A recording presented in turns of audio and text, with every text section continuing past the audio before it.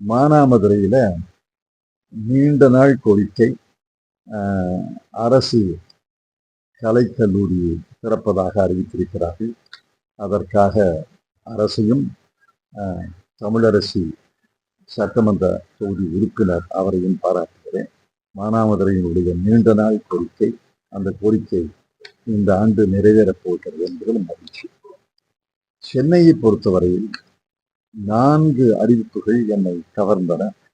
ஒன்று, சென்னைக்கு அருகே உலகம் தழுவிய நகரம், குளோபல் சிட்டி, 2000 ஏக்கர் பூமியில கட்டுவதாக அறிவித்திருக்கிறார்கள். சென்னையில 6வது நீர்த்தேக்கம்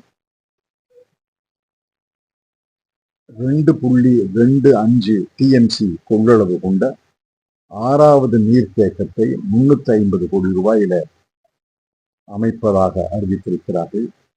சென்னை அண்ணா பல்கலைக்கழகத்துக்கு 500 கோடி ரூபாய் அறிவித்திருக்கிறார்கள்.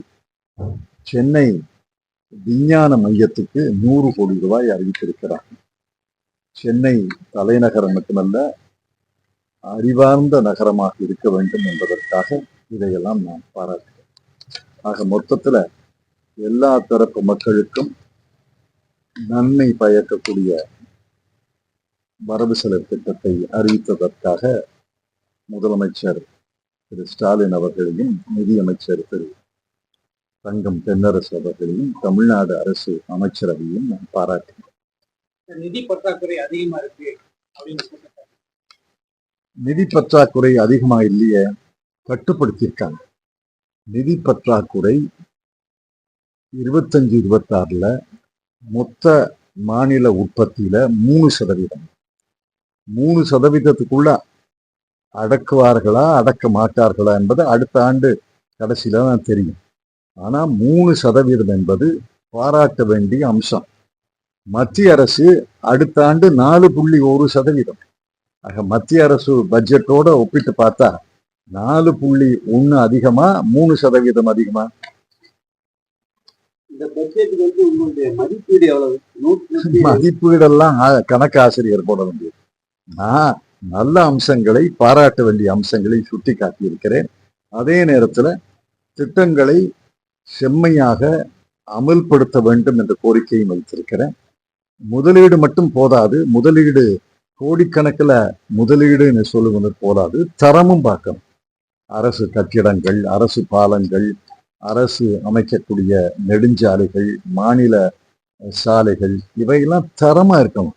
பல இடங்கள்ல தரமா இருக்கு, சில இடங்கள்ல தரமா இல்லையே. 1000 கோடி ரூபாய் மோசடி நடந்ததாக பட்ஜெட்ல சொல்லலையே, அண்ணாமலையில சொல்லியிருக்காரு. அவரையெல்லாம் கேட்கணும். குற்றச்சாட்டு பட்ஜெட்லயா வந்திருக்கு? பட்ஜெட்டை பத்தி தானே இந்த பேட்டி. 7 மாவட்ட விவசாயிகளுக்கு பலன் அளிக்கக்கூடிய காவேரி வைகை குண்டார் திட்டம் எந்த அறிவிப்புமே இல்லாம இருக்குது. பாருங்க, காவேரி குண்டார் அடிக்கல் இல்ல, ஒரு கல்ல போட்டுட்டு போனது முன்னாள் முதலமைச்சர் பழனிசாமி. புதுக்கோட்டை மாவட்டத்துக்கு வந்து தேர்தலுக்கு முன்னாடி ஒரு கல்லை போட்டுட்டு போயிட்டார். அடிக்கல் விழா கூட நடக்கல, சும்மா ஒரு கல்லை போட்டார். அந்த கல்ல அடிக்கல்னு சொல்லிக்கிட்டு இருக்கோம். அன்றே நான் சொன்னேன், காவிரி குண்டா திட்டம் என்பது 2-3 அணைகளை கட்ட வேண்டும், நீண்ட கால்வாய்களை கட்ட வேண்டும். இதையெல்லாம் ஆராயாமல் காவிரி குண்டா திட்டத்தை அறிவித்தார்கள் என்று அன்னைக்கே நான் சொன்னேன். அது எந்த அளவுக்கு ஆய்வு நடந்திருக்கு, எந்த அளவுக்கு அந்த அணைக்கட்டுகள் எல்லாம் கட்ட முடியும், கால்வாய் கட்ட முடியும் எல்லாம் விசாரிச்சு சொல்றேன். ஆனா திட்டத்தை தொடங்கல. முன்னாள் முதலமைச்சர் ஒரு கல்ல போட்டு போனார். காரைக்குடி மாநகராட்சி அதுக்கு பட்ஜெட்ல எந்த இல்லையே.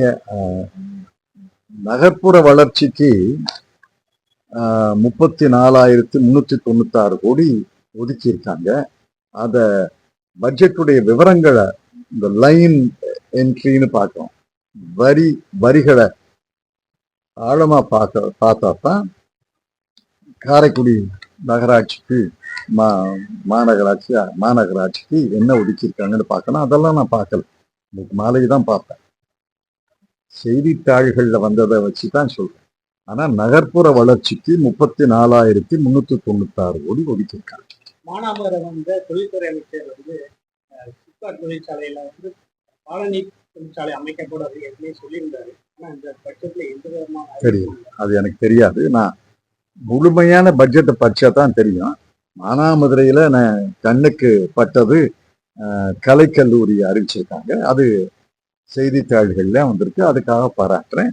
இதை நான் பார்க்கறேன். முந்தைய பட்ஜெட்டுகளோட ஒப்பீடுல இதனுடைய இந்த ஒப்பீடு மதிப்பீடெல்லாம் நான் பண்றது இல்லை.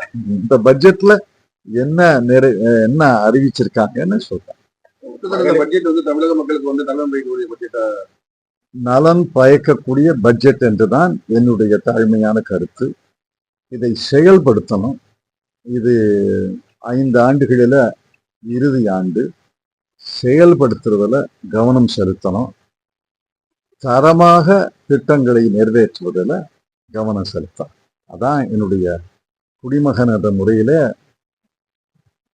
அடக்கமான ஆலோசனை.